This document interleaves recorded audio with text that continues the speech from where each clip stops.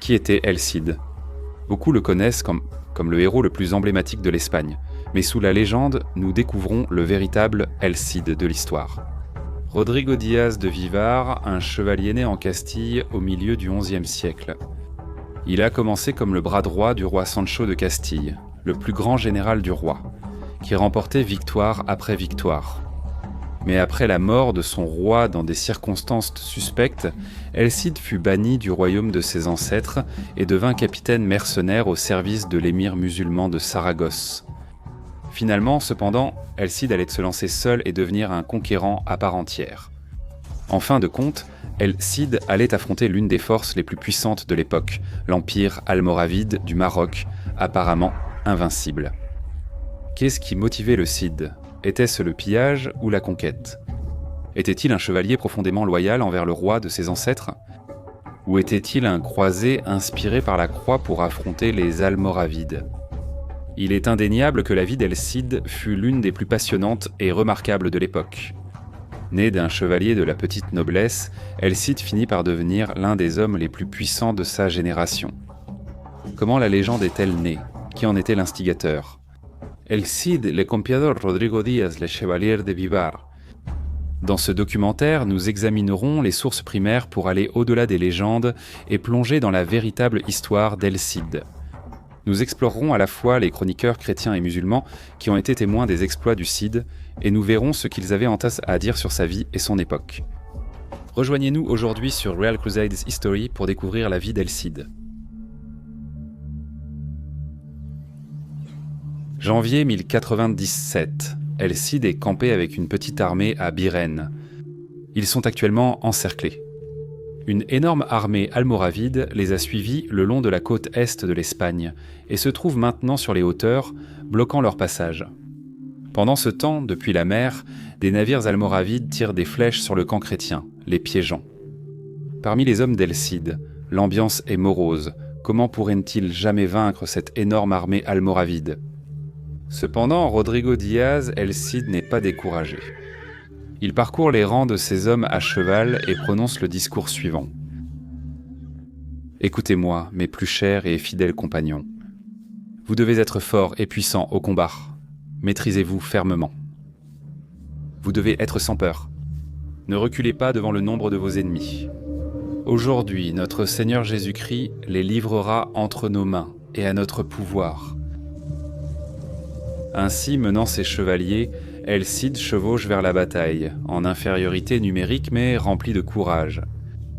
Quel sera le dénouement ? Restez à l'écoute pour tout savoir.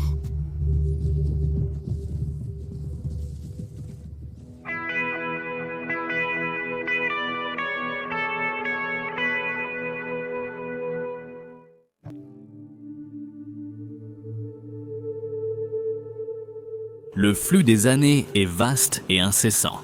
Si les actions de ce monde changeant ne sont pas fixées par écrit, elles seront sans aucun doute vouées à l'oubli.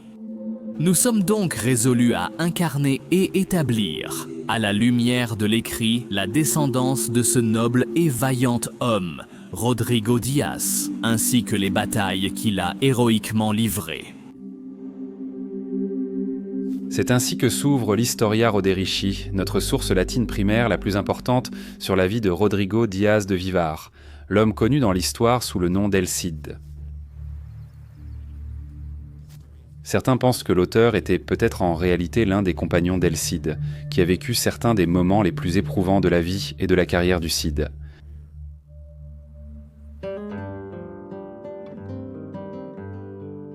Aux alentours de l'an 1043, dans le village de Vivar, à environ 10 km au nord de Burgos, dans le royaume chrétien de Castille en Espagne, un garçon naquit de Diego Lainez, un chevalier issu d'une illustre lignée castillane. La mère du bébé, dont le nom s'est perdu, était la fille de Rodrigo Alvarez, lui aussi un homme de rang chevaleresque, dont le garçon reçut le prénom.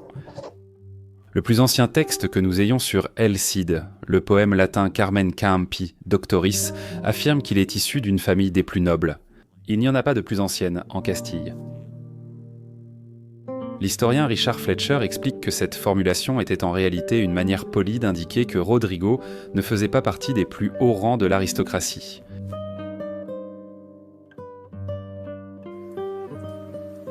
Néanmoins, Rodrigo Díaz est né dans une fière famille de guerriers dont les membres ont servi et combattu aux côtés du roi conquérant Fernando Ier de Léon et de Castille.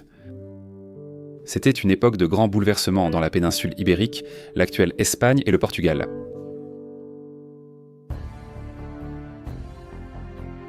Fernando fut le premier roi chrétien d'Espagne depuis les Wisigoths à régner en tant que grande puissance. Avant cela, les souverains musulmans d'Espagne dominaient totalement la péninsule. Depuis leur magnifique capitale de Cordoue, les califes omeyyades régnaient sur la majeure partie de l'Espagne et du Portugal actuel, tandis que les petits États chrétiens de Léon, Navarre, Aragon et Barcelone survivaient tant bien que mal à la frontière nord. Cependant, en 1031, le califat de Cordoue s'est effondré, se divisant en petits royaumes morts rivaux appelés taïfas, dont les plus importants étaient centrés autour de Saragosse, Tolède, Badajoz, Séville, Cordoue, Valence et Grenade. Les royaumes chrétiens du Nord intensifièrent alors leur expansion, surtout sous Fernando Ier qui, en tant que souverain de Galice, de Léon et de Castille, devint le roi le plus puissant de la péninsule. En 1064, il conquit Coimbra aux musulmans, mais surtout il obtint des paiements de tribut des riches royaumes de Taïfas d'Al-Andalus, le cœur du sud musulman. Ainsi, l'or de Saragosse, Tolède, Badajoz et même de Séville et de Valence affluait dans les coffres de Fernando Ier et il pouvait bien récompenser ses guerriers.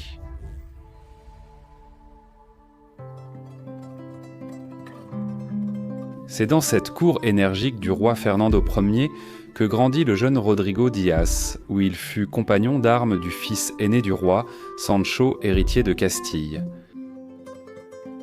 Le territoire frontalier de la Castille était à l'avant-garde de l'expansion chrétienne. Comme le reste du nord chrétien, la Castille manquait des villes opulentes et riches de l'Espagne musulmane, avec leurs quartiers tentaculaires remplis de mets raffinés, de vêtements de soie coûteux, de somptueux jardins de plaisance ainsi que de poètes et de savants. Mais la Castille était une région robuste et vigoureuse, animée par des troupeaux de bétail, des marchés de village et de jeunes chevaliers cherchant à faire fortune. El Cid, plus que tout autre homme, allait incarner le guerrier errant lancé à la poursuite de son destin. C'est à la cour du prince Sanche de Castille que le jeune Rodrigo s'est d'abord fait un nom. Ici Sanche l'adouba en lui passant la ceinture de chevalier, lors de la cérémonie la plus importante pour un jeune guerrier castillan. C'était l'aboutissement de la formation que Sanche et Rodrigo avaient à commencer enfant, apprenant à s'occuper des chevaux de guerre, des armes et des armures, ainsi que les bases du combat. Sanche, Rodrigo et leurs compagnons ont poursuivi le perfectionnement de leurs compétences équestres, apprenant à charger, se replier, se regrouper et à agir de façon unie. Ils sont devenus des frères d'armes et une unité efficace sur le champ de bataille. Ils ont aussi étudié le droit pour apprendre à gouverner, juger et gérer les affaires étatiques. Très tôt, Rodrigo s'est fait connaître pour sa prouesse au combat. Nous entendons parler de lui battant en combat singulier un chevalier navarrais appelé Jimeno Garcés, ainsi qu'un guerrier musulman de Medina Kelly.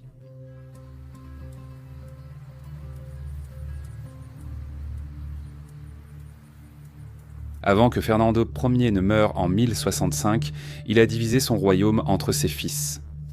Son fils cadet, Alfonso, devint Alfonso VI roi de Léon, tandis que Sancho devint roi de Castille. Il est clair que le nouveau roi de Castille comptait beaucoup sur son chevalier de Vivar, car Sancho nomma Rodrigo son alférez, commandant de ses forces armées.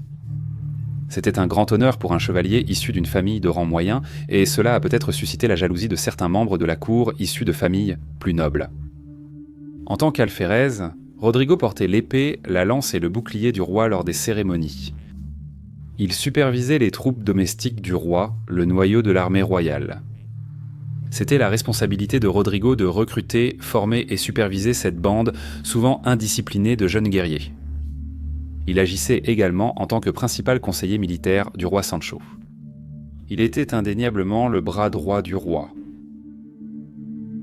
Il est possible que c'est durant cette période que Rodrigo ait obtenu le premier de ses titres légendaires, Campidoctus, ou, dans la forme romane, Campiador. Ce terme provient du monde romain tardif, où il désignait un instructeur de régiment, littéralement un maître du champ de bataille. Il fait allusion à la compétence de Rodrigo en tant que tacticien et chef d'homme.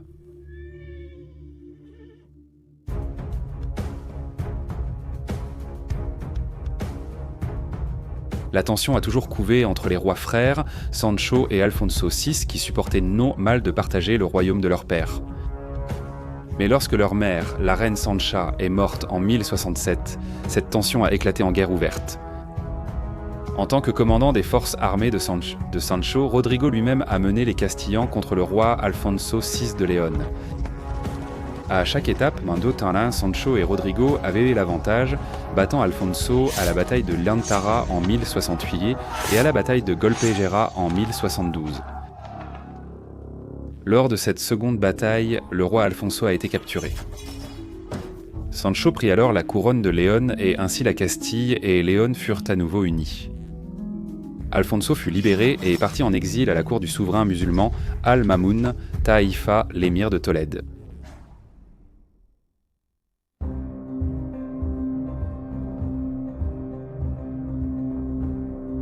Cependant, le triomphe de Sancho fut bref. En octobre 1072, Sancho et Rodrigo marchèrent sur le château léonnais de Zamora, tenu par la sœur de Sancho, Urraca. La princesse Urraca avait soutenu Alfonso pendant la guerre civile. Maintenant, Sancho voulait s'assurer que Zamora ne devienne pas un tremplin pour une future rébellion menée par son jeune frère. Les combats devant Zamora étaient féroces.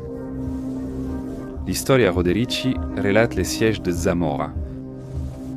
Lorsque le roi Sanche assiégea Zamora, il arriva que Rodrigo Diaz combattit seul contre 15 soldats ennemis. 7 d'entre eux portaient une cotte de mailles. Parmi ceux-ci, il en tua, en blessa et désarçonna 2, et le reste prit la fuite devant son courage intrépide. Cependant, au milieu des combats, le roi Sanche lui-même fut poignardé à mort. La plupart des sources de l'époque indiquent que Sanche est tombé par trahison, et il était largement cru que la princesse Urraca et Alphonse VI étaient impliqués.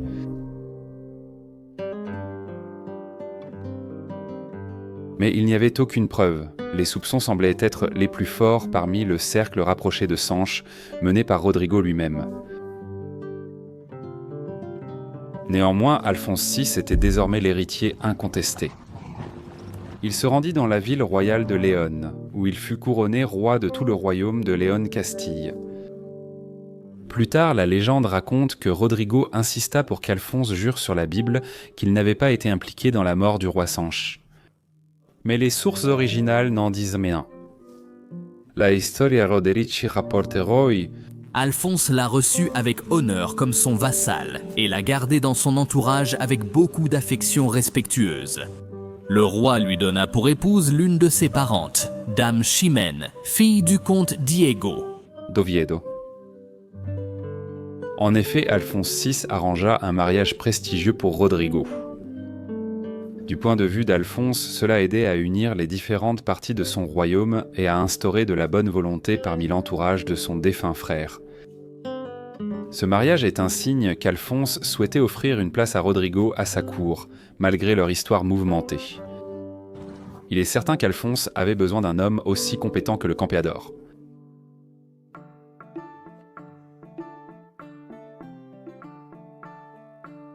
Rodrigo et Chimène se sont mariés à l'été 1067.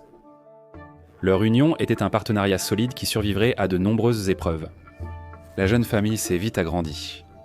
Jimena donna à Rodrigo un fils, Diego, et 2 filles, Cristina et Maria. Mais Rodrigo n'atteindrait plus jamais la haute position qu'il avait connue sous Sancho. Alphonse réservait les plus hauts rangs à son propre cercle rapproché. Alphonse confia le rôle d'alférès à Gonzalo Diaz, l'un des magnates léonnais du roi. Ainsi, même si Rodrigo conservait une certaine position à la cour, elle était bien diminuée. Et l'on peut se demander si Alphonse nourrissait une certaine rancune envers l'homme qu'il avait vaincu 2 fois sur le champ de bataille pendant les années de guerre civile.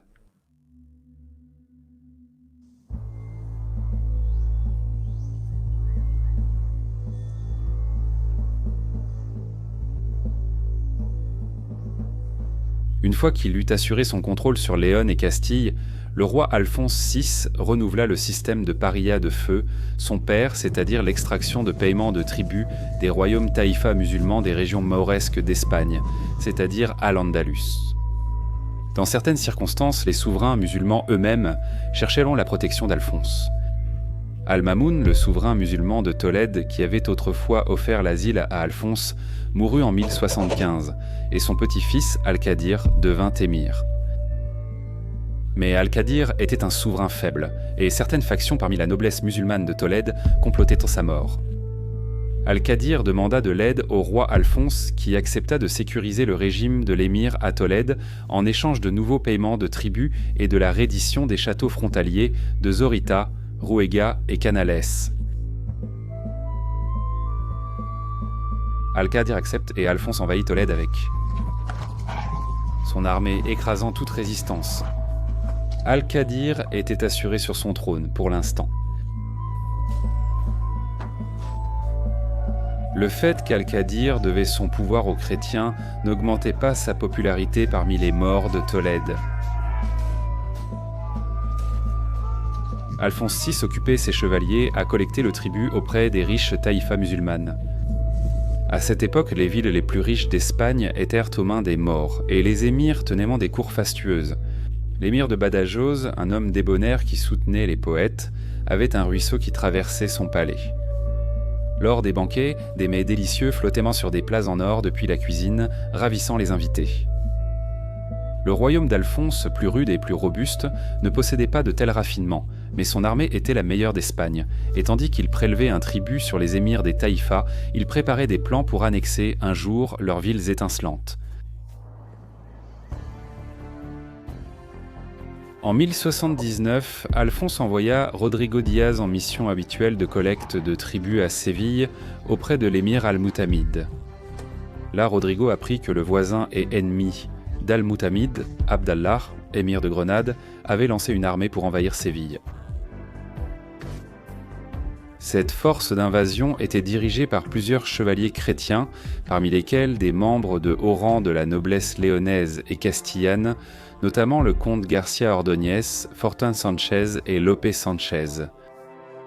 Le statut de ces chevaliers chrétiens à la tête de l'armée d'Abdallah fait l'objet de débats parmi les historiens. Bernard Reilly pense que le comte Garcia Ordóñez était en exil à cette époque et qu'il servait comme capitaine mercenaire auprès d'Abd Allah. Richard Fletcher pense que le comte Garcia dirigeait lui-même une ambassade pour le roi Alphonse afin de percevoir les paiements de tribut de Grenade. Quoi qu'il en soit, l'Historia Roderici nous dit que le Cid a envoyé des lettres à l'émir de Grenade et aux chrétiens qui étaient avec lui, leur demandant, pour l'amour de leur seigneur, le roi Alphonse, de ne pas s'opposer à l'émir de Séville, ni d'entrer dans son royaume.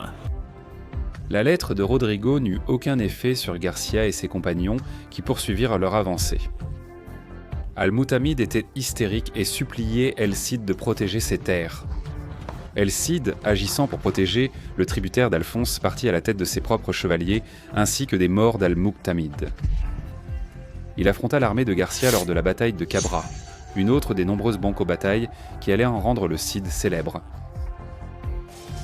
Le Carmen Campi Doctoris, notre plus ancien poème sur le Cid, rappelle cet événement marquant. Le docteur Campi triompha de nouveau et fut maître du champ de bataille, car c'était sa deuxième bataille, au cours de laquelle Garcia et beaucoup d'autres furent capturés. Cet endroit s'appelle Cabra, et son camp fut également capturé. Comme le dit le poète, Rodrigo fit de nombreux prisonniers prestigieux, dont Garcia Ordóñez et López Sánchez. Selon le code militaire de l'époque, Rodrigo racheta ses captifs contre de lourdes rançons, puis les relâcha. Al-Mutamid de Séville combla le Cid de ses propres cadeaux, ainsi que du tribut dû au roi de Léon Castille. Rodrigo retourna triomphant à la cour d'Alphonse. Toute cette affaire soulève de nombreuses questions. Que faisait Garcia Ordóñez à Grenade ? S'il était l'émissaire d'Alphonse envoyé pour collecter le tribut, pourquoi aurait-il alors rejoint l'émir de Grenade pour attaquer un autre tributaire mort du roi ? En raison de l'histoire quelque peu mouvementée entre Alphonse et Rodrigo, certains ont émis l'hypothèse que l'incident était peut-être un coup monté, orchestré par Alphonse lui-même. Mais la plupart des historiens en doutent. Alphonse ne voulait certainement pas mettre en péril la collecte du tribut, et Séville comme Grenade payait des parilas à Léon Castille. Peut-être que toute l'invasion a été improvisée par le comte Garcia et ses compagnons. Un comportement imprudent et risqué n'était pas rare chez les chevaliers du XIe siècle, et lorsque l'émir de Grenade leur a offert l'occasion de piller Séville, Garcia et ses compagnons ont peut-être pensé qu'ils pourraient en profiter tout de suite et gérer les conséquences plus tard. Ou, comme le suggère Bernard Riley, peut-être que Garcia était effectivement un mercenaire en exil et qu'il était simplement au service de l'émir de Séville. Certainement, la Historia Roderici indique clairement que le Cid estimait qu'il protégeait les intérêts du roi Alfonso. Nous ne pourrons peut-être jamais répondre à toutes nos questions sur la bataille de Cabra. Cependant, la victoire de Rodrigo lui a attiré de puissants ennemis. Quel que soit son statut en 1079, en 1080, Garcia Ordóñez avait reçu le titre de comte par le roi Alfonso et avait obtenu un siège au Conseil royal. Le chroniqueur musulman Ibn Bassam nous dit que Garcia était surnommé « bouche tordue », ce qui pouvait faire référence aussi bien à une propension à l'intrigue qu'à un trait physique. Le beau-frère de Garcia, Fortun Sanchez, était également un puissant noble, et bien qu'il n'ait pas lui-même été capturé à Cabra, son frère, Lope Sanchez, l'avait été. À la cour du roi, Rodrigo faisait maintenant face à une faction ennemie, motivée et bien connectée. Bientôt, les ennemis de Rodrigo auraient amplement de prétextes pour le condamner devant le roi. À l'été 1081, une troupe de pillards morts de l'émirat de Tolède entra sur le territoire castillan, ravagea le château de Gormaz sur la rivière du Hérault et emporta beaucoup de butin. Il n'y a aucune possibilité que ces pillards aient été envoyés par l'émir de Tolède, Al-Qadir, qui dépendait entièrement des bonnes grâces d'Alphonse VI. Il pourrait s'agir d'un groupe de bandits morts. Il est également possible que ces Moors aient été envoyés par un seigneur musulman de Tolède, agissant en rébellion contre Al-Qadir. Le faible Al-Qadir s'est souvent révélé incapable de contrôler ses puissants sujets. Rodrigo, qui gardait le territoire à ce moment-là, a réagi rapidement. l'Historia Roderici nous raconte: Après que Rodrigo soit revenu avec honneur, comme mentionné précédemment, en Castille, le roi Alphonse lui ordonna aussitôt de se rendre dans une terre des Sarrasins qui était en rébellion, afin de la ravager avec son armée et d'agrandir et pacifier son royaume. Rodrigo, cependant, était alité en Castille à ce moment-là. Pendant ce temps, les Sarrasins envahirent et attaquèrent un château nommé Gormas, où ils s'emparèrent d'un butin considérable. Lorsque Rodrigo apprit cela, il fut consumé par une grande colère. Il rassembla son armée et tous ses chevaliers bien armés, puis il pilla et ravagea la terre des Sarrasins, dans la région de Tolède. Une fois de plus, nous avons plus de questions que de réponses. Le groupe de pillards sarrasins était-il une bande de brigands de grand chemin ou une force envoyée par un seigneur sarrasin rebelle? Rodrigo avait-il lancé sa contre-attaque sur ordre du roi Alphonse? La contre-attaque de Rodrigo a-t-elle violé le protectorat d'Alphonse sur l'émir de Tolède? Les sources ne permettent pas de tirer des conclusions définitives.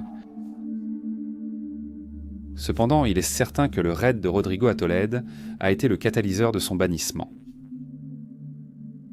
Garcia Bouche-Tordue et ses alliés ont convaincu le roi Alphonse que les actions du Cid mettaient en danger le protectorat de Léon de Castille sur Tolède. Même aujourd'hui, leur argument a du poids.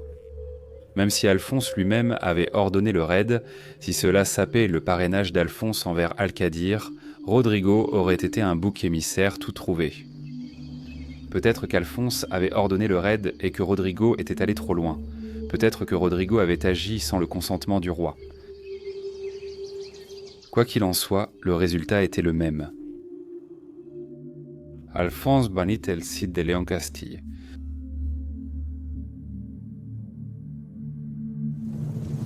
Ainsi, Rodrigo, laissant derrière lui ses amis attristés, quitta la Castille. Ainsi se lamente l'Historia.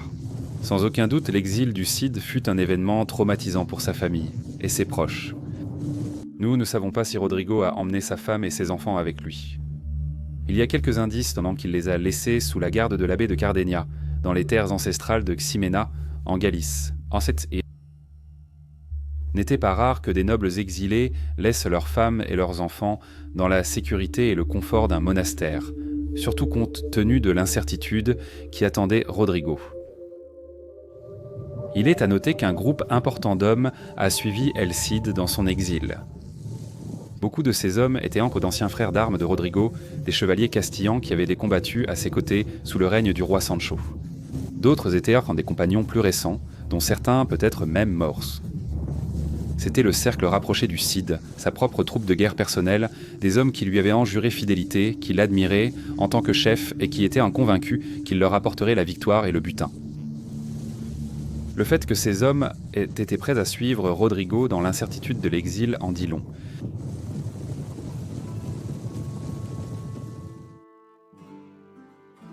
Il n'y avait aucun doute sur la carrière que le Cid poursuivrait en exil. Tant qu'il était un chef de guerre avec une troupe à nourrir, il vendrait son épée au plus offrant. Il tenta d'abord d'entrer au service d'autres puissants souverains chrétiens d'Espagne. L'Aragon, principal rival chrétien de Léon de Castille, n'était probablement pas une option viable. Ainsi, Rodrigo voyagea plus à l'est jusqu'à la cour du comte de Barcelone. Ici, le comte Raymond Bérengère rejeta l'offre de service du Cid. Ayant épuisé toutes les options chrétiennes, Rodrigo se tourna vers les morts. Il se rendit à Saragosse à la Cundochartre can bon aase, à la Sansecos Petros à la cour d'Al-Muqtadir, avec qui le Cid avait déjà traité en tant qu'agent du roi castillan. Al-Muqtadir connaissait certainement la réputation de Rodrigo en tant que chef de guerre. En tant que tributaire de Léon de Castille, Saragosse était une bonne option pour le Cid, le maintenant dans l'orbite de sa patrie. Al-Muqtadir reçut Rodrigo avec honneur, accepta son offre et le couvrit de cadeaux. Le Cid était désormais un capitaine mercenaire au service d'un prince mort. L'émir Al-Muqtadir était un homme cultivé qui s'intéressait à l'astrologie, à la géométrie et à la philosophie. Il fit construire 2 magnifiques palais à Saragosse, dont l'un subsiste encore, et nous permet d'entrevoir la splendide cour où le Cid passa son exil. En 1081, lorsque El Cid arriva, le vieil émir était en mauvaise santé et partagea son royaume entre ses 2 fils. En 1082, Al-Muqtadir mourut et son fils Youssouf Al-Mutaman devint le souverain de la moitié ouest du royaume, avec Saragosse pour capitale. Pendant ce temps, l'autre fils, Munir Al-Hayyib, prit le trône du royaume oriental, centré autour de Dénia, Tortosa et Lérida. Sans surprise, les 2 fils n'étaient pas satisfaits de cet arrangement. Ils se détestaient et commencèrent à se faire la guerre. Peut-être Rodrigo Diaz avait-il le sentiment d'être à jamais destiné à se retrouver pris au milieu d'un conflit fratricide.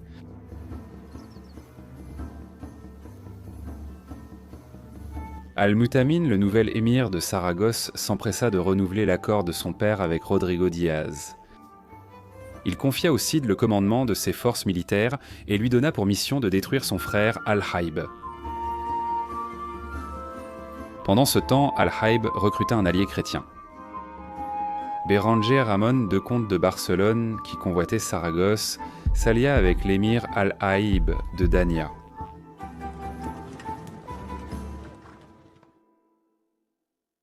Le jour du jugement arriva bientôt. Le comte de Barcelone et Al-Haïb menèrent une invasion conjointe du territoire de Saragosse par les montagnes du nord-est, précisément la région défendue par El Cid. Avec une grande armée, la coalition Barcelone-Dénia assiégea la forteresse montagneuse d'Almanar, que Rodrigo avait récemment rénovée. El Cid tenta d'abord de négocier, mais Al-Haïb refusa. N'ayant pas d'autre option, Rodrigo avança avec son armée. Une bataille s'ensuivit. Les détails de l'affrontement nous sont inconnus, mais le Cid remporta une victoire spectaculaire.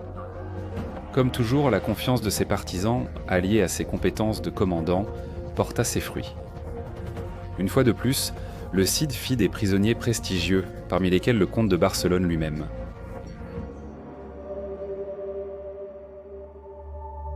Berengar Ramon II fut bien traité pendant sa captivité et rapidement libéré contre rançon, mais il était furieux et humilié par la victoire du Cid. Une fois de plus, Rodrigo s'était fait un ennemi puissant. Al-Mutamín de Saragosse organisa un somptueux banquet pour honorer le Cid. Le Cid devint le bras droit d'Al-Mutamín. Pour leur rude campagne dans les montagnes du nord-est, les chevaliers de Rodrigo furent couverts de cadeaux en argent et en or. Une fois de plus, la compétence de Rodrigo Diaz l'avait rendu indispensable à un roi. Cependant, les choses allaient encore changer de manière spectaculaire. Un nouvel acteur allait entrer en scène, les Almoravides, une puissante dynastie berbère qui régnait sur une grande partie de l'Afrique du Nord. Bientôt, les Almoravides allaient en ébranler les fondations même du royaume de Léon Castille, et le roi Alphonse VI ferait appel à son ancien vassal, El Cid, pour obtenir de l'aide.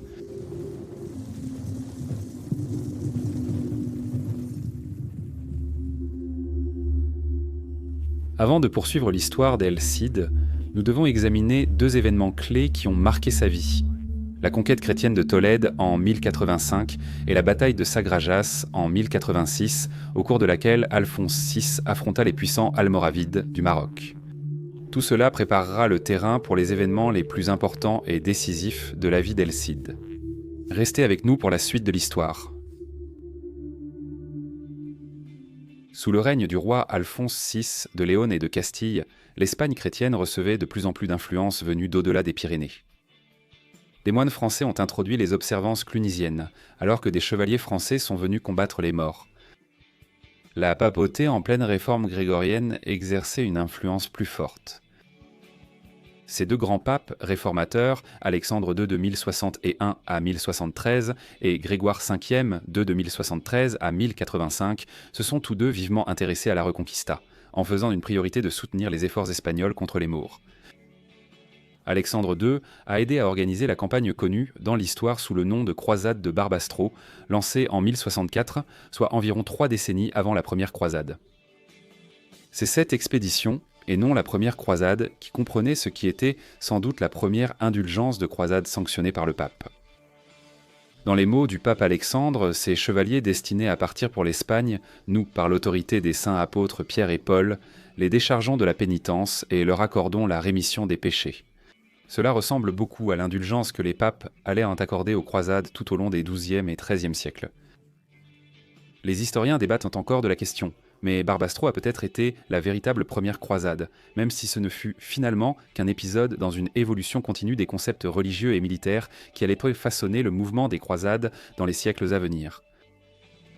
Une fois qu'il eut vaincu ses frères, Alfonso VI de Léon et de Castille, appelé par le pape Grégoire VI Ier, le glorieux roi d'Espagne, hérita de l'ensemble du domaine de son père, Fernando Ier Herrionzo.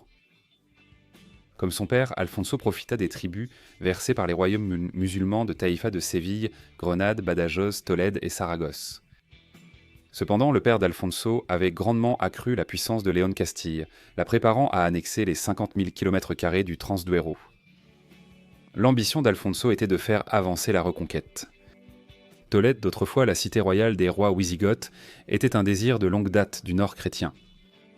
La détermination d'Alfonso à placer Tolède directement sous son propre pouvoir se révèle dans une lettre qu'il a écrite au pape Grégoire VII décrivant ses projets d'installer un archevêque dans cette ville. Jusqu'en 1075, la taïfa de Tolède était gouvernée par Al-Mamoun, un mécène de poètes et de savants, et un allié d'Alfonso VI. Al-Mamoun a étendu son domaine pour inclure Valence et Cordoue, mais après sa mort, son petit-fils, Al-Qadir, a perdu Valence à cause d'une rébellion, tandis qu'Al-Mutamid, émir de Séville, s'est emparé de Cordoue.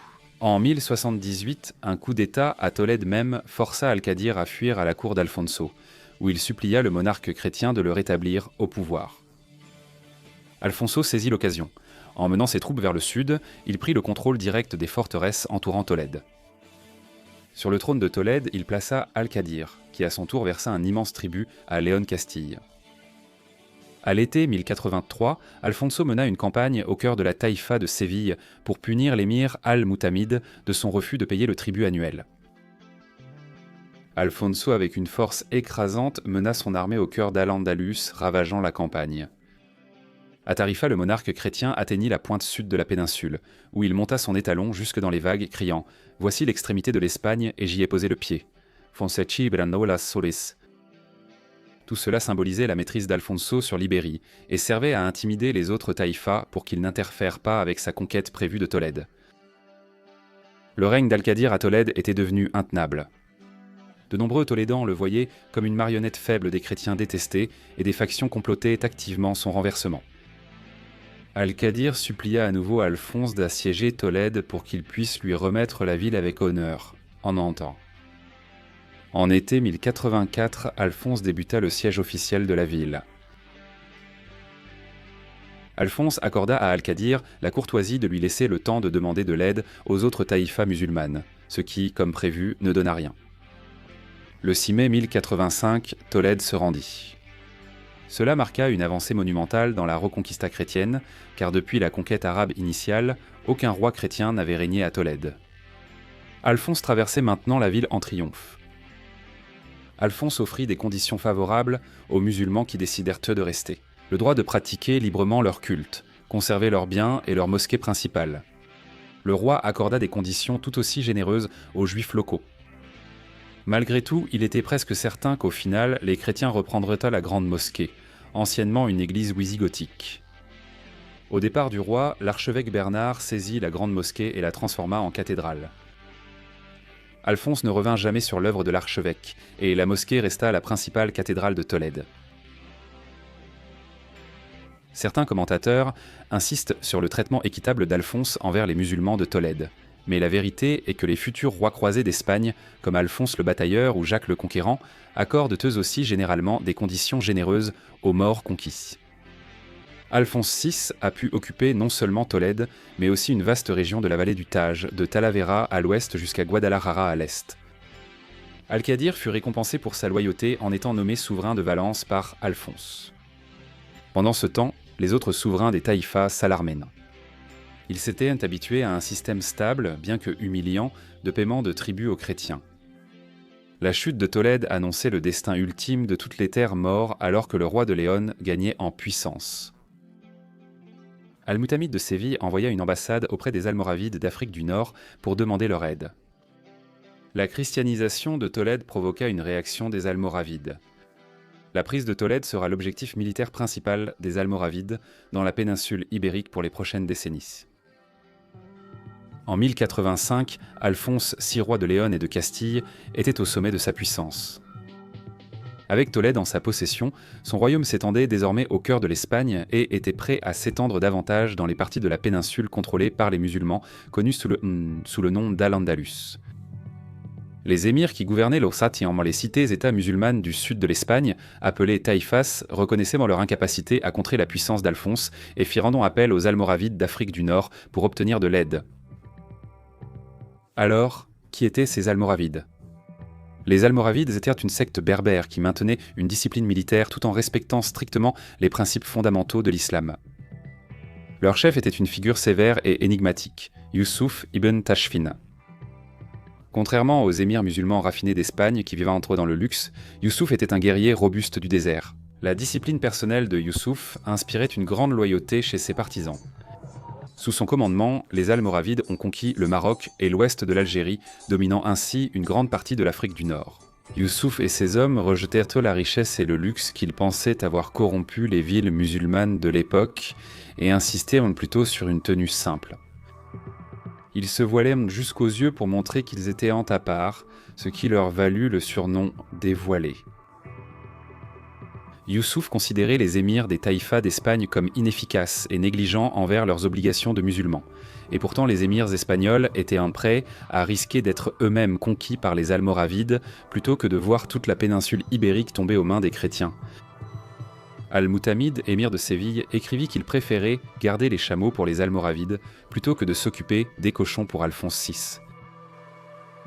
Youssouf ibn Tashfin répondit favorablement à l'appel des royaumes de taïfa d'Espagne. Il n'avait aucun intérêt à sauver les émirs des taïfas, mais il était désireux d'étendre son pouvoir dans la péninsule ibérique pour le bien de l'islam. Rassemblant une armée immense, Youssouf débarqua à Al-Asiras le 30 juillet 1086, soit environ un an après qu'Alphonse VI eut conquis Tolède. À Séville, Youssouf lança un appel à toute l'Espagne islamique pour qu'elle s'unisse à lui contre Alphonse VI. Les émirs de Séville et de Grenade répondirent à l'appel, ralliant l'armée nord-africaine. La coalition musulmane marcha alors sur Badajoz, la priorité de Youssouf étant de chasser les chrétiens de Tolède. Pendant ce temps, Alphonse VI assiégeait Saragosse, la plus septentrionale des grandes cités musulmanes de la Taïfa. Lorsqu'il reçut la nouvelle de l'invasion almoravide, Alphonse abandonna le siège et rassembla ses forces. Il envoya un appel à l'aide à Sanche Ier, roi d'Aragon, qui envoya un contingent aragonais. À l'automne, les chrétiens avancèrent vers le sud pour contrer les Almoravides. Le 23 octobre 1086, les armées chrétiennes et musulmanes se sont affrontées lors de la bataille de Sagrajas, au nord-est de Badajoz.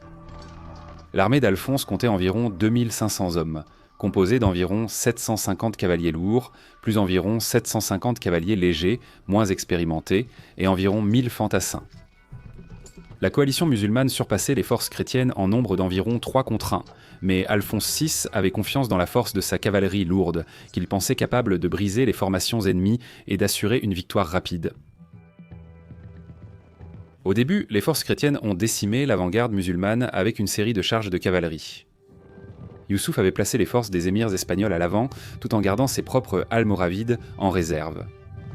Finalement, Youssouf a lancé ses hommes en formation serrée au rythme des tambours de guerre. Après avoir combattu toute la journée, la cavalerie chrétienne épuisée commença à être repoussée. Alphonse vit alors que les troupes musulmanes envahissaient son camp et que toute son armée risquait d'être encerclée par un ennemi numériquement supérieur. Le roi Alphonse ordonna donc la retraite, entraînant une marche combattante jusqu'au soir, pendant que les forces chrétiennes se repliaient. Pendant la bataille, Alphonse fut blessé au mollet, laissant une cicatrice qui serait découverte par des chercheurs 9 siècles plus tard. L'armée chrétienne se retira à Coria, à environ 125 km au nord-est, puis à Tolède, où Alphonse prépara la ville à un éventuel siège. Et pourtant, malgré ce triomphe, Youssouf ne parvint pas à conquérir Tolède, ni aucun territoire chrétien. Alphonse VI était toujours en position de force et organisa une défense solide de Tolède. Les Almoravides, ayant subi de lourdes pertes, manquaient d'effectifs pour attaquer Tolède selon Youssouf. Au lieu de cela, il se retira rapidement en Afrique du Nord. Suite à la victoire musulmane à Sagrajas, les émirs des Taïfas, encouragés, refusèrent dispensaires de payer leur tribut à Alphonse. Pendant ce temps, Alphonse renforça ses propres défenses. Il fit appel à la France pour obtenir de l'aide, le duc de Bourgogne et Raymond. 4 comtes de Toulouse, un futur chef de la première croisade, répondit. Alphonse, âgé de 50 ans, était un vieil homme. À son grand chagrin, il était toujours sans fils pour hériter de son royaume. Alphonse organisa donc un mariage entre le fils du duc de Bourgogne et sa fille, la princesse Urraca. En même temps, Alphonse reçut l'hommage du roi Sanche d'Aragon, qui promit d'aider à défendre Tolède. Ainsi, Alphonse sécurisa d'importantes relations en France tout en consolidant l'unité du Nord chrétien contre la menace almoravide. Alphonse relança son offensive. Le chevalier El Cid, qui avait été en exil, fut rappelé au service du royaume de Léon-Castille. Alphonse autorisa le Cid à occuper tout ce qu'il pourrait prendre lors des guerres à l'Est. El Cid établit rapidement son pouvoir dans la région de Valence. D'autres forces chrétiennes lancèrent des raids au cœur de l'Andalousie rurale. Les émirs espagnols, alarmés, demandèrent à nouveau l'aide des Almoravides. Youssouf ibn Tachfin revint en Al-Andalus en juin 1089, mais il trouva les émirs des Taïfas peu disposés à s'allier avec lui. Apprenant qu'Alphonse VI levait une armée, Youssouf retourna encore au Maroc. Le commandant almoravide était résolu à soumettre entièrement les royaumes de Taïfa d'Espagne à son autorité.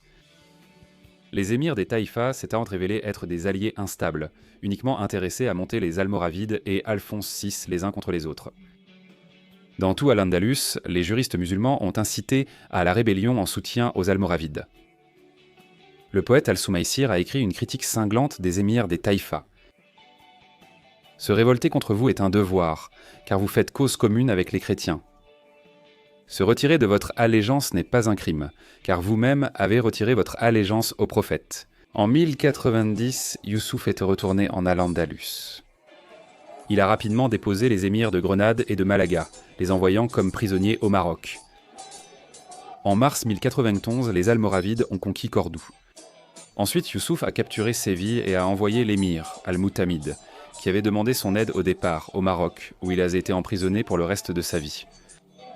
Les Almoravides ont finalement envahi la côte sud-est de la péninsule, s'emparant d'Almeria, de Murcie, de Dénia et de Játiva.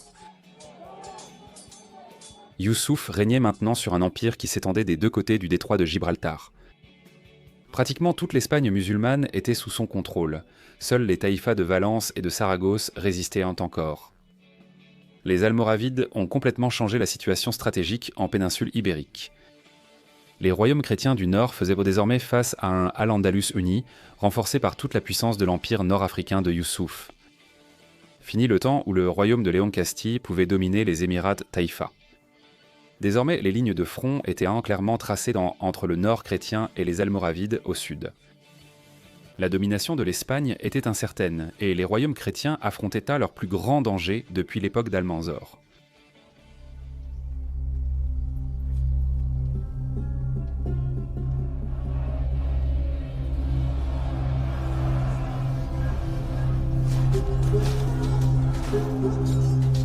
La victoire des Almoravides à Sagrajas en 1086 fut un moment clé dans l'histoire de l'Espagne à l'époque de la Reconquista. Le roi Alphonse VI n'avait plus affaire à une multitude de petits États musulmans militairement faibles au sud et à l'est. Désormais, l'empire almoravide, avec ses énormes armées nord-africaines, était prêt à dominer de vastes régions de la péninsule ibérique. Alphonse VI avait subi une défaite, mais son royaume était resté intact. Les Almoravides ne lui avaient pas pris de territoire important. Mais le roi savait que les Almoravides voulaient Tolède, et l'arrivée d'une autre force d'invasion pourrait submerger la frontière de Tolède. Compte tenu de la situation, Alfonso fit appel à son ancien général Rodrigo Díaz, le compudor El Cid.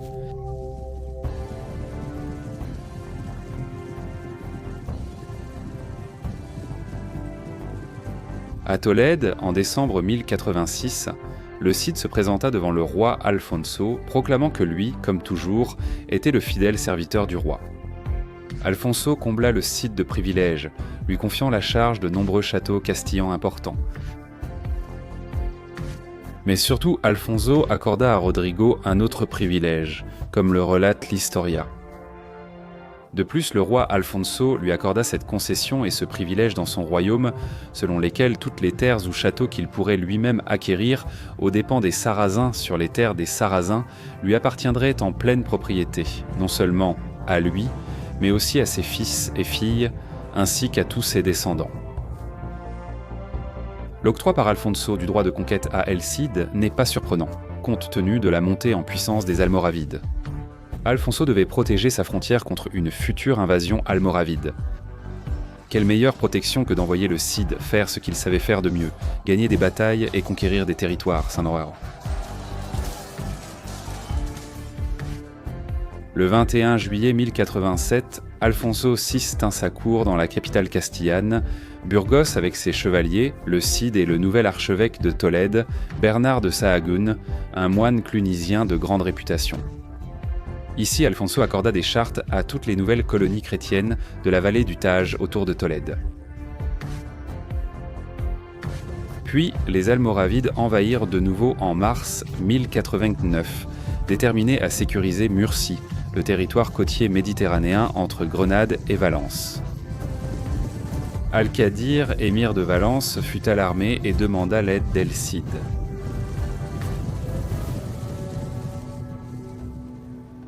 El Cid demanda au roi Alphonse la permission d'aller défendre Valence, et Alphonse la lui accorda. À la tête de 7000 hommes, le Cid marcha vers l'est, rétablissant l'autorité d'Alphonse sur la campagne au passage. Finalement, le Cid assura Valence aux marionnettes Maures de Castille. À Murcie, Youssouf ibn Tachfin assiégea l'importante forteresse frontalière d'Aledo, qui était défendue par une forte garnison castillane dirigée par Garcia Jiménez. Depuis la Castille, Alphonse leva son armée et entreprit le long voyage pour secourir Aledo. le roi demanda à El Cid de venir de Valence pour le rejoindre. Le Cid obéit, traversant rapidement les montagnes pour rejoindre son roi. Cependant, les Almoravides se replièrent avant la rencontre. Ne ratant jamais une occasion de diffamer le Cid, les ennemis de Rodrigo à la cour d'Alphonse insistèrent sur le fait que le campeador n'était pas venu lorsqu'il avait tant été convoqué. Le fait qu'Alphonse soit prêt à prendre en considération de telles accusations est plutôt frappant. Rodrigo défendit sa réputation, soulignant ses années de service loyal. Néanmoins, Alphonse bannit de nouveau Rodrigo. Le roi alla même jusqu'à emprisonner brièvement la femme du Cid et leurs enfants avant de leur permettre de rejoindre Rodrigo. On peut se demander si le roi était impatient de se débarrasser à nouveau du Cid, maintenant que la menace almoravide semblait diminuer.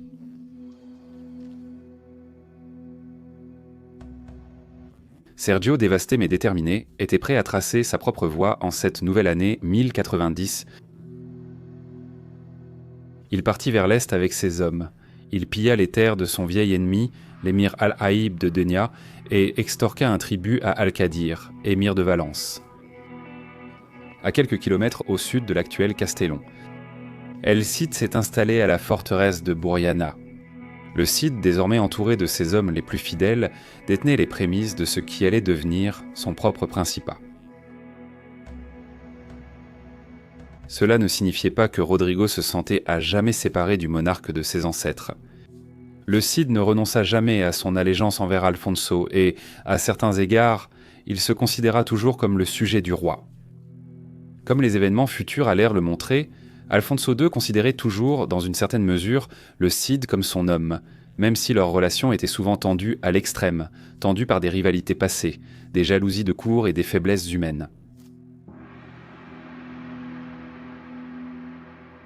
Puis, en juin 1090, Youssouf ibn Tashfin traversa pour la troisième fois l'Afrique vers l'Espagne avec son armée et débarqua à Al-Hasiris. Cette fois, il avait amené plus de ses propres guerriers almoravides, des hommes en qui il avait une totale confiance. Aussitôt, Youssouf mit le siège devant Tolède, mais la ville était défendue par Alphonse VI en personne. Lorsque les Aragonais arrivèrent sous le commandement de leur roi Sanche pour aider les Castillans, les Almoravides se retirèrent. Tolède fut préservée. Youssouf décida alors de consolider son pouvoir dans l'Espagne musulmane en s'emparant de tous les royaumes taïfas musulmans de la péninsule et en les gouvernant directement. Les souverains almoravides voyaient les rois taïfas comme des traîtres, inaptes à résister efficacement à Alphonse VI. Un à un, Youssouf mena son armée dans les États taïfas, s'emparant de leurs souverains et installant ses propres troupes dans les villes capitales. En septembre, il arrêta Abdallah, prit Grenade et s'empara de Malaga et d'Almeria. Cordoue tomba aux mains des Almoravides en mars, et en septembre 1091, Séville elle-même était sous l'autorité de Youssouf ibn Tashfin. Parmi les territoires gouvernés par les musulmans en Espagne, seuls Badajoz, Saragosse et Valence restaient indépendants des Almoravides. Youssouf savait que Valence était cruciale. Valence n'était pas vraiment contrôlée par Al-Qadir, mais par El Cid. Après avoir pris Valence, Youssouf pouvait facilement s'emparer de Saragosse et du minuscule royaume chrétien d'Aragon, puis repousser le roi Alphonse VI jusqu'à la pointe nord-ouest de la péninsule ibérique, là où Pelayo et les premiers opposants chrétiens aux Maures avaient été confinés. Alphonse VI observait ces événements avec inquiétude. Le roi se tourna à nouveau vers Rodrigue. Cette fois, la reine Constance, épouse du roi, envoya des lettres à El Cid, sollicitant son aide. Rodrigue répondit encore à l'appel. Le Cid rejoignit l'armée d'Alphonse à Martos, alors que ce dernier tentait de déloger les Almoravides de Grenade. Ce serait la dernière fois qu'Alphonse et El Cid feraient entre campagne ensemble. La campagne fut un échec, les Almoravides ayant refusé le combat. L'armée chrétienne se retira. Alphonse refusa de lever le bannissement du Cid. En particulier, le roi était en colère que Rodrigo perçoive un tribut de Valence, qui, selon la tradition, appartenait à Léon Castille. À Noël 1091, le roi castillan était de retour à Tolède, tandis qu'El Cid retournait à El.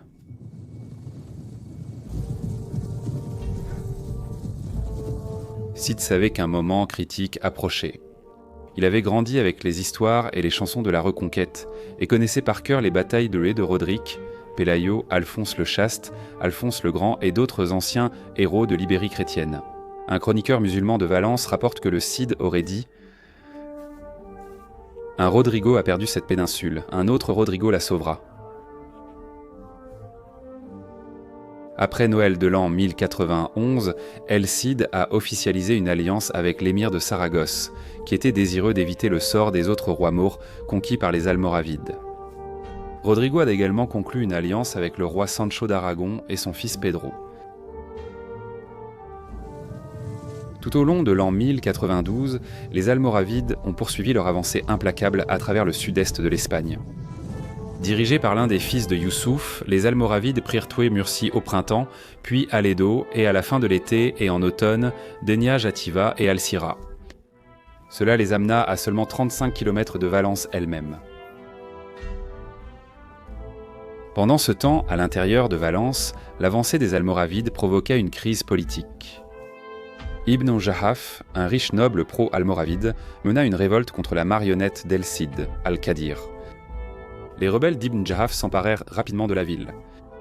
Al-Qadir se déguisa en femme et tenta de s'échapper de Valence, mais il fut saisi et capturé par les rebelles qui lui tranchèrent l'un la tête. Ibn Jahaf régnait désormais sur Valence et était impatient d'accueillir une garnison almoravide. El Cid reçut la nouvelle de la chute de Valence à peu près au même moment où il apprit qu'Alphonse VI avait de nouveau été vaincu au combat par les Almoravides à Jaén. C'était un moment sombre pour Rodrigo, qui comprit que les Almoravides avaient désormais de très bonnes chances de s'emparer de toute Valence. Plus tard, le Cid se souvint que, dans cette humeur désespérée, il ne lui restait guère plus que son cheval, son épée et 4 miches de pain. Rapidement, le Cid assiégea et captura le château de Cebolla, qui gardait la route vers le sud menant à Valence. Là, il fut rejoint par des fugitifs morts de Valence qui étaient restés loyaux à Al-Qadir. Après avoir fortement fortifié Cebolla, le Cid envoya une lettre à Valence exigeant qu'Ibn Jahaf lui remette la ville. Ibn Jahaf répondit qu'il intercéderait auprès des Almoravides en faveur de Rodrigo, demandant qu'on lui accorde la clémence. La réponse du Cid fut un serment solennel de reprendre Valence.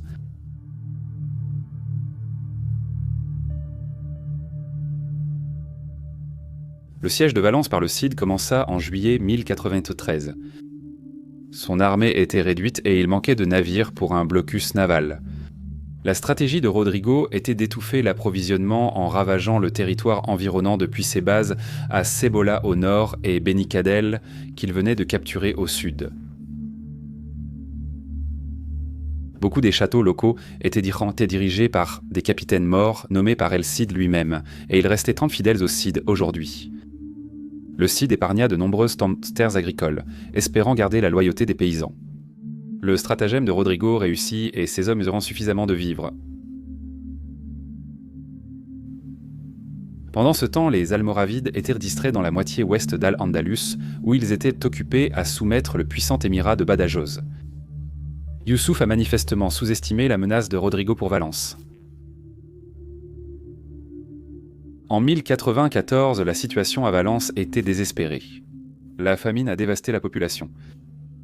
En mai, Ibn Jahaf désespérait de recevoir de l'aide d'une armée almoravide et envoya un messager à El Cid pour annoncer sa reddition. Le jeudi 15 juin 1094, El Cid entra à Valence en tant que conquérant.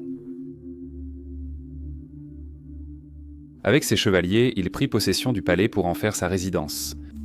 Ensuite, l'épouse de Rodrigo, Ximena, ainsi que leur fils Diego et leurs filles Cristina et Maria, le rejoignirent à la citadelle de Valence.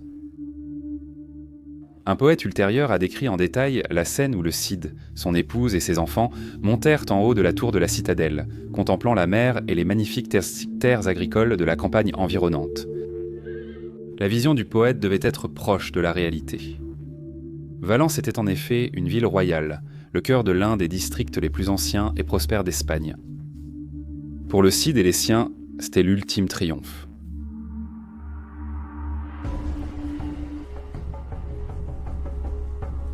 Youssouf ibn Tashfin reçut la nouvelle de la chute de Valence avec horreur. Le grand souverain almoravide avait clairement sous-estimé le Cid. Aussitôt, Youssouf confia à son neveu, Muhammad ibn Tashfin, la tâche de rassembler une grande armée de troupes morts venues du Maroc et d'Al-Andalus.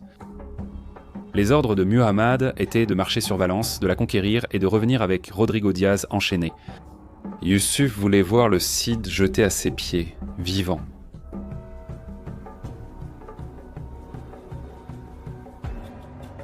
Rodrigo Diaz n'avait aucune illusion sur sa situation. Aussitôt, il s'employa à sécuriser Valence ainsi que les châteaux et villages environnants. Malheureusement pour le Cid, son allié le plus proche, le roi Sancho d'Aragon, mourut en juin 1094. Pedro, le nouveau roi d'Aragon et fils de Sancho, rencontra le Cid à Boréana pour réaffirmer leur alliance. Cependant, Pedro, occupé à terminer le siège de Huesca initié par son père, ne pouvait envoyer beaucoup d'aide à Valence. Rodrigo demanda même de l'aide au roi Alfonso, et Alfonso accepta, bien qu'il fût préoccupé à combattre les Almoravides à l'ouest près de Badajoz. Alfonso envoya une petite force castillane pour aider le Cid, mais il s'avéra qu'il n'arriverait pas à temps. Ainsi, El Cid se retrouva seul. À ce stade, il s'était constitué autour de lui un groupe assez important, comprenant un noyau soudé des guerriers castillans d'origine qui étaient avec lui depuis avant son exil. Son entourage comprenait désormais des soldats musulmans qui avaient appris à connaître le Cid pendant ces années à la tête de Valence, ainsi que de nombreux combattants endurcis et errants venus de toute l'Espagne, et peut-être même d'au-delà, des hommes qui vivaient dans de leur intelligence et de leur épée, et qui savaient de reconnaître un bon chef de guerre quand ils en voyaient un.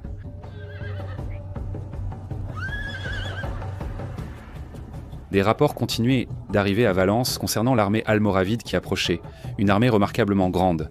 À cette époque, les Almoravides, qui contrôlaient un temps d'immenses territoires en Afrique du Nord ainsi que presque toute l'Espagne musulmane, pouvaient mobiliser les plus grandes armées de la région.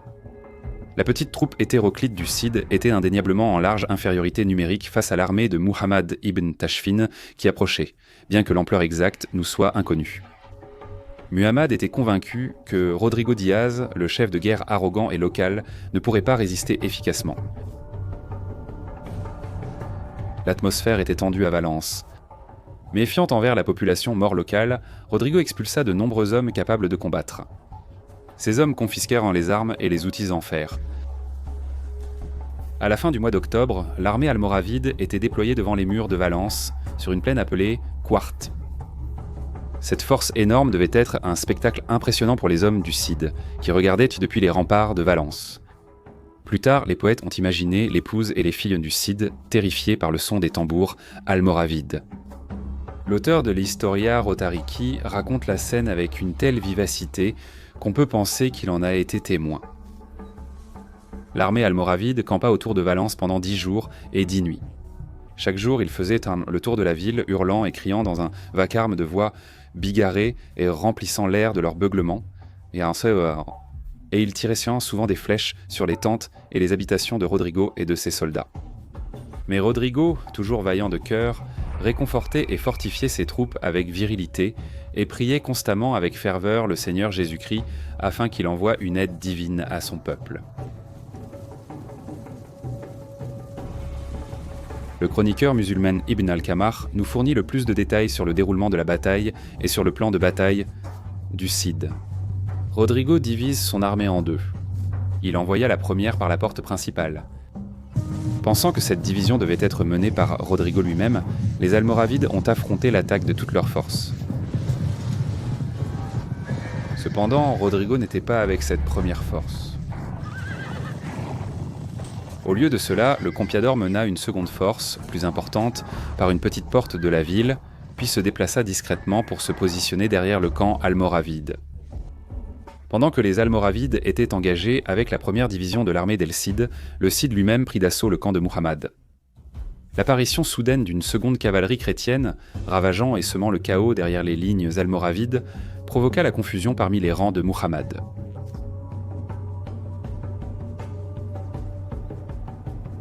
Cela permit à la première force chrétienne de prendre l'avantage, tandis que le Cid mena une charge dévastatrice brisant l'arrière de l'armée de Muhammad.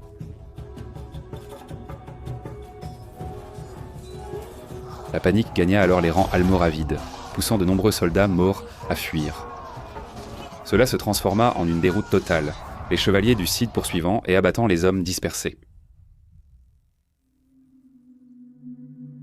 L'armée de Muhammad subit de lourdes pertes. Rodrigo lui-même perdit peu d'hommes et captura l'ensemble du camp almoravide qui était rempli de trésors. Une fois de plus, les hommes du Cid remportèrent une victoire improbable, et une fois de plus, leur récompense fut d'immenses richesses, or, argent, textiles, chevaux, mulets et armes. Le Cid avait remporté une grande victoire sur les Almoravides lors de la bataille de Quarta. La nouvelle de ce triomphe se répandit dans toute l'Espagne et au-delà.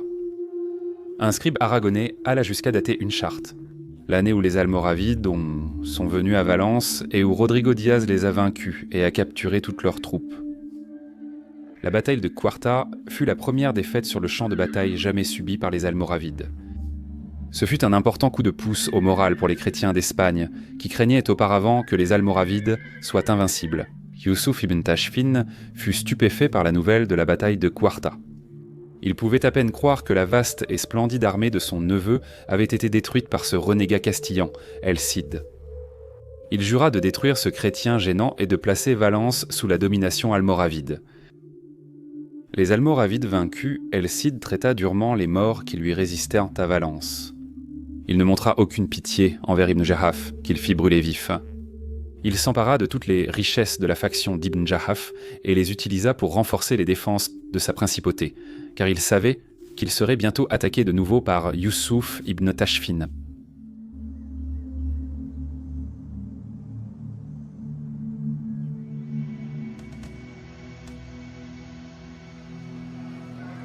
La victoire d'El Cid sur les Almoravides à la bataille de Quarta assura la survie de sa principauté nouvellement établie de Valence. C'était aussi un répit pour le royaume de Léon Castille sous Alphonse VI. Il est clair que Youssouf ibn Tashfin voulait soumettre tous les territoires entourant le domaine d'Alphonse VI. Youssouf avait pratiquement conquis toute l'Al-Andalus. Valence était la seule chose qui se dressait sur son chemin. Si Valence était tombée, Saragosse serait rapidement tombée aussi. Le royaume d'Aragon aurait ensuite été menacé. À ce moment-là, Léon Castille aurait pu être encerclé. Néanmoins, la position d'El Cid était précaire. Ses territoires étaient petits et se trouvaient au cœur de l'Espagne musulmane.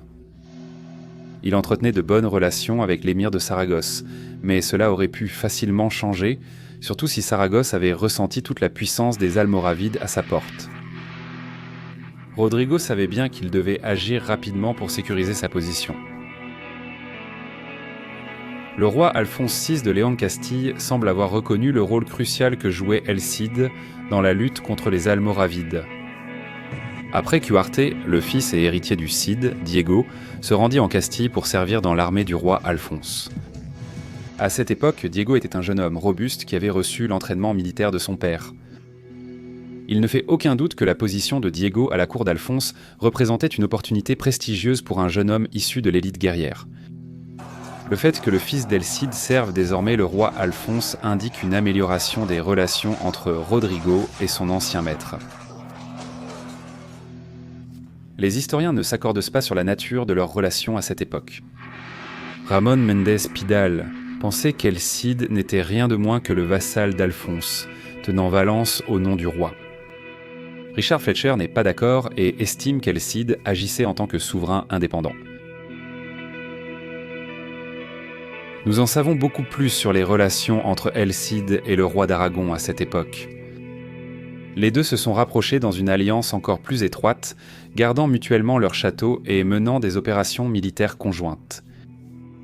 Le pouvoir du roi Pedro d'Aragon augmenta considérablement lorsqu'il captura Huesca en novembre 1096, et il était désormais en position de collaborer étroitement avec le Cid.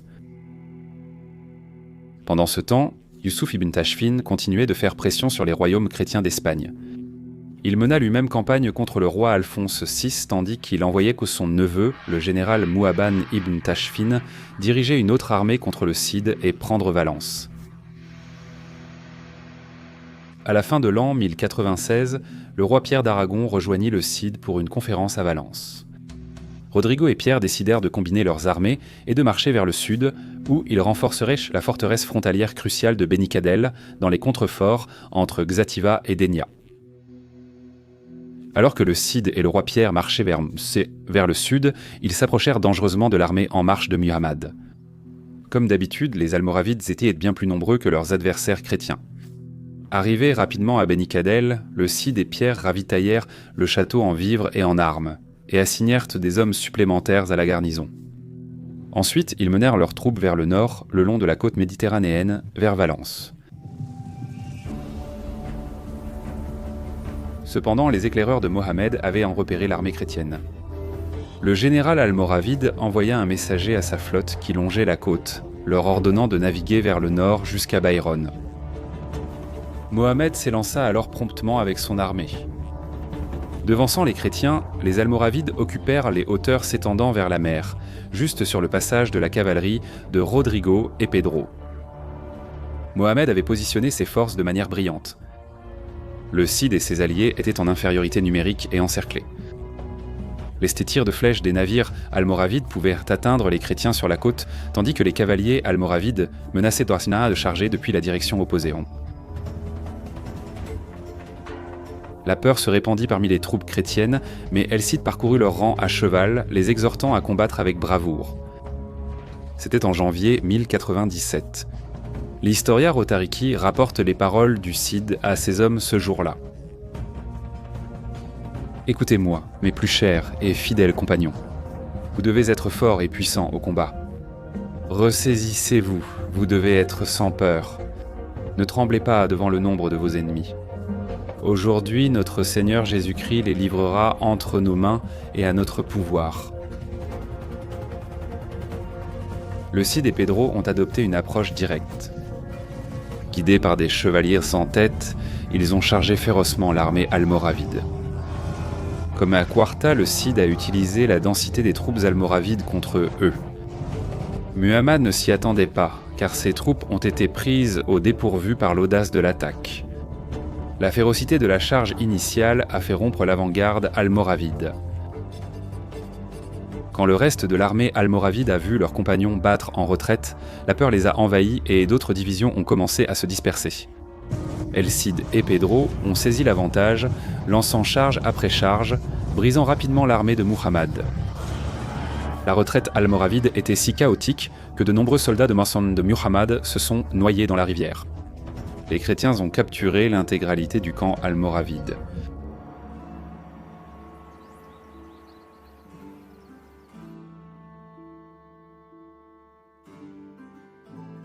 El Cid avait encore une fois triomphé de manière éclatante. Il ne fait guère de doute que le courage personnel du Cid fut un facteur crucial pour inspirer ses hommes et ses alliés. Muhammad avait l'avantage du nombre, mais les hommes du Cid croyaient en lui, et à présent les Aragonais en étaient venus à croire en lui aussi. Les chevaliers du Cid étaient aguerris et éprouvés au combat. La bataille de Bayronne fut le triomphe couronnant ce qui fut, pour beaucoup d'entre eux, une vie entière de combat aux côtés de Rodrigo Diaz.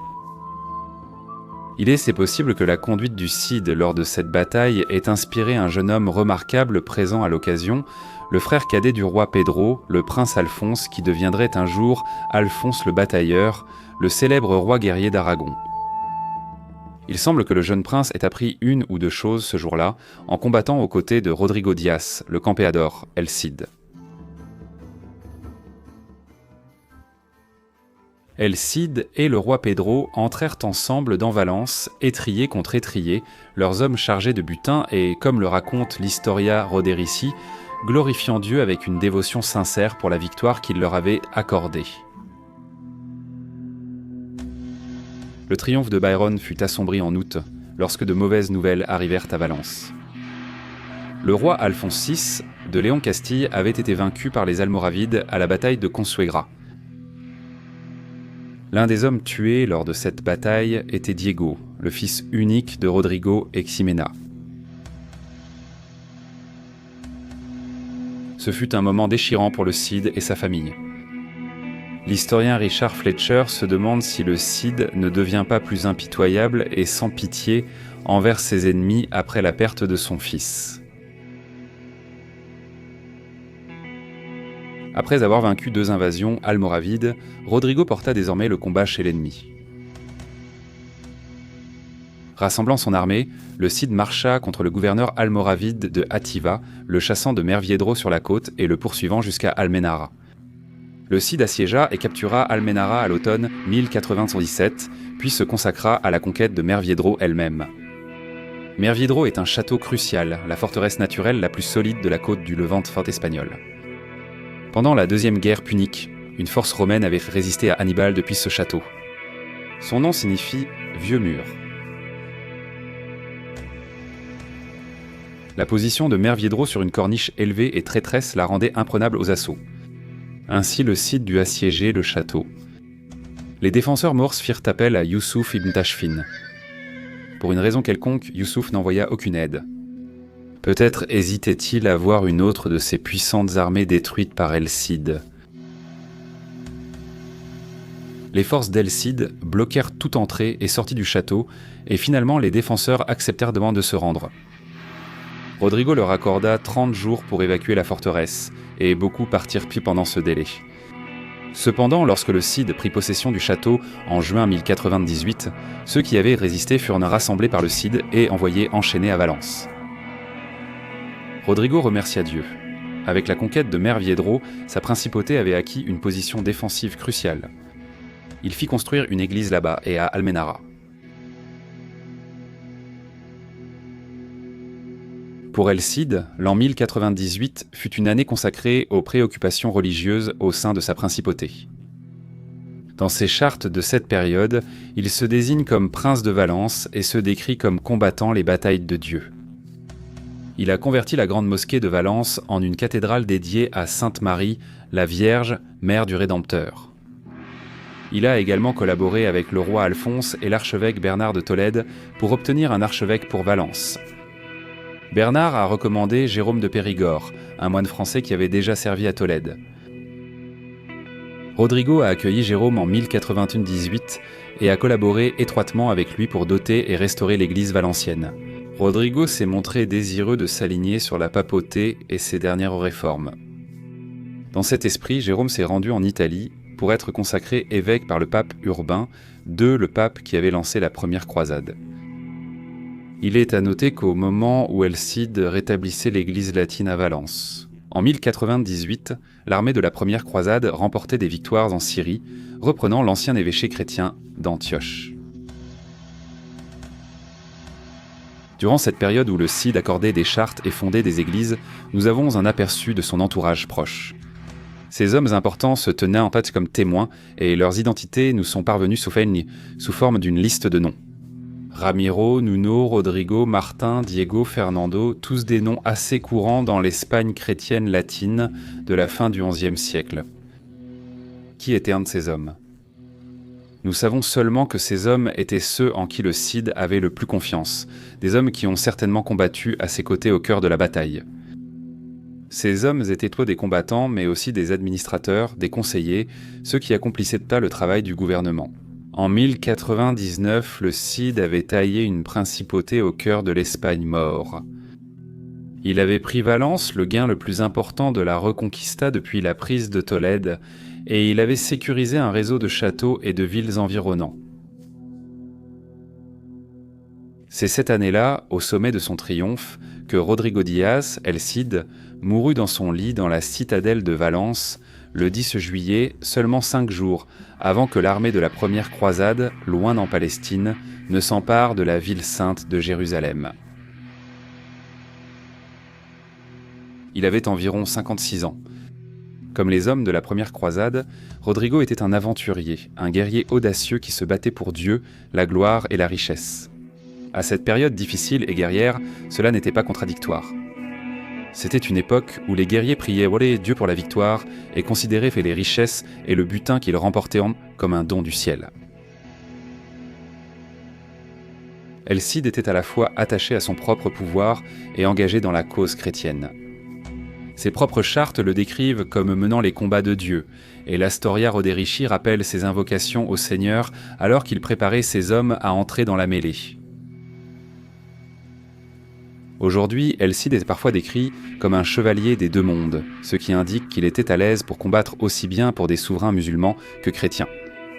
Il y a une part de vérité là-dedans, mais il est aussi raisonnable de décrire El Cid comme un proto-croisé, un guerrier aventurier qui a combattu les Morses et instauré la domination chrétienne dans les territoires qu'il a conquis. Le Cid a passé quelque temps comme capitaine mercenaire au service de l'émir de Saragosse, mais par-dessus tout, il se considérait comme un Castillan et comme un chrétien. Alphonse VI vénérait son souverain même lorsqu'il fut banni par celui-ci. Il est particulièrement remarquable que le Cid n'hésitait pas à brandir la croix comme symbole de son autorité dans chaque ville et chaque château qu'il s'emparait. La grande mosquée de Valence, il l'a transformée en cathédrale et il a établi des relations avec le pape pour s'assurer que sa principauté soit incorporée à l'Église latine. Le Cid était un souverain chrétien qui gouvernait en cette qualité. Même un chroniqueur musulman de l'époque se souvient qu'El Cid aurait déclaré « Dol un Rodrigo a perdu cette péninsule. Un autre Rodrigo la sauvera. » Le Cid faisait référence à la défaite du roi wisigothe Rodrigue lors de la bataille contre les conquérants arabes de l'Espagne en 711. Le Cid était certes à l'aise pour former des alliances avec des princes musulmans, mais cela était vrai pour la plupart des croisés tout au long de cette période. Après l'assassinat d'Al-Qadir à Valence, le Cid a accueilli les partisans morts de cet émir dans son camp, et il semble tout à fait probable que l'entourage de Rodrigue comprenait au moins quelques guerriers morts. Les chroniqueurs de l'époque racontent la mort du Cid comme un événement important.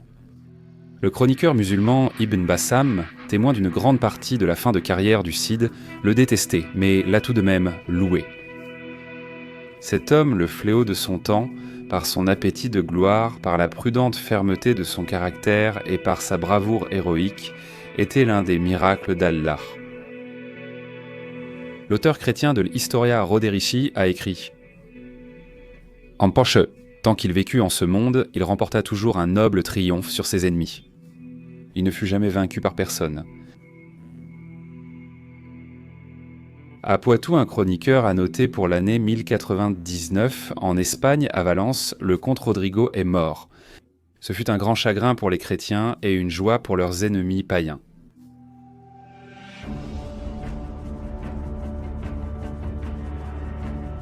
Et cela soulève la question, avec le Cid disparu, sa principauté allait-elle survivre ? Les hommes qui avaient jamais combattu à ses côtés se rallièrent autour de Chimène, la courageuse veuve du Cid, qui ne montrait aucun signe d'abandon. En 1101, elle publia une charte qui montrait son esprit indomptable, confirmant les donations de son mari à l'église de Valence et proclamant qu'elle et les hommes du Cid remporteraient d'autres conquêtes avec l'aide de Dieu. Cependant, Youssouf ibn Tachfin vit son opportunité. Avec le Cid parti, il était désormais certain que Valence tomberait enfin. À la fin de l'été de l'an 1101, une immense armée almoravide arriva devant Valence et mit la ville en état de siège. Jimena proclama sa défiance et les hommes du Cid défendirent les remparts avec une bravoure incroyable. On peut les imaginer se rappelant le courage de Rodrigo alors qu'ils combattaient un an pour la ville, conquise par leur prince. Cet hiver-là, Jimena envoya l'archevêque Jérôme avec une troupe de chevaliers pour se faufiler à travers les lignes almoravides et demander de l'aide au roi Alphonse VI. Lorsque l'archevêque arriva en Castille, le roi Alphonse le reçut et décida d'apporter son aide. Alphonse rassembla son armée et partit pour Valence au début de 1102. À l'approche du roi chrétien, les Almoravides levèrent le siège et se replièrent sur leur propre territoire. Jimena, entourée des hommes de son mari, sortit pour saluer avec honneur le roi envers qui son époux était resté loyal, même dans les moments les plus difficiles.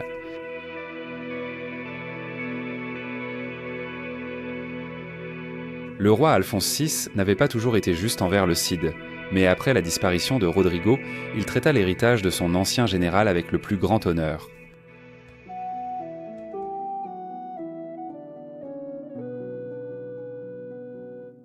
Alphonse montra un grand respect à Jimena et aux hommes du Cid, et leur offrit toute son assistance.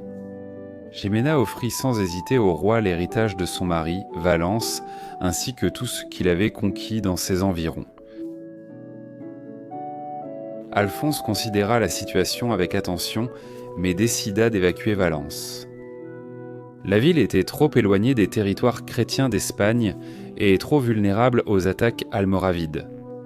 En effet, Alphonse estimait que sans Rodrigue, Valence ne pouvait pas être tenue. Peut-être avait-il raison.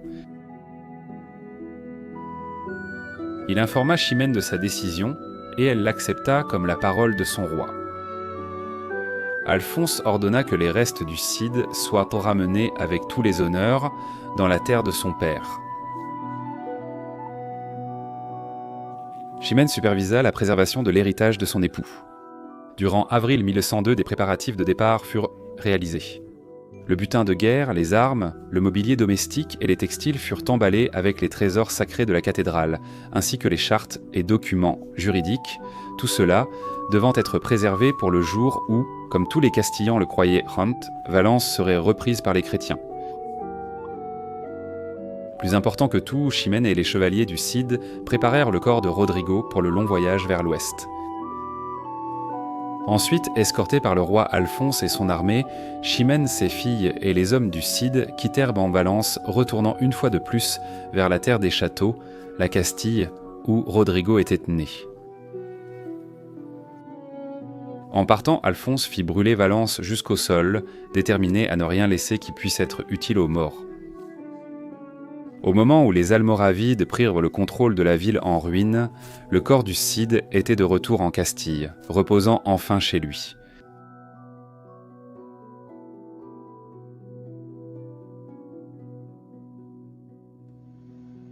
La conquête du Cid s'est révélée éphémère, mais sa légende a perduré. De son vivant, il était considéré comme un héros presque surhumain, mais après sa mort, son héritage n'a fait que grandir. Au XIIe siècle, il était idéalisé non seulement en Espagne, mais dans toute la chrétienté latine comme le chevalier parfait. Le magnifique poème épique « El Cantar de Mio Cid, le chant de mon Cid », qui contient peu d'histoire mais une abondance de légendes fantastiques, était récité et apprécié dans les cours à travers l'Europe, consacrant le Cid comme l'idéal chevaleresque. Néanmoins, sous la légende se cache la réalité historique d'un homme remarquable, qui a conquis un royaume avec peu plus que son intelligence, son épée et une bande de fidèles compagnons. Il a joué un rôle crucial dans la Reconquista. Bien que ses conquêtes n'aient pas duré, le Cid s'est opposé aux Almoravides à une époque où Youssouf ibn Tachfin était invaincu. Et si le Cid n'avait pas été là ? Et si Valence avait été absorbée immédiatement par l'empire almoravide, Léon Castille aurait-il été le suivant ? Peut-être que le Cid était l'homme qu'il fallait au bon moment, qui a triomphé juste assez longtemps pour changer l'histoire.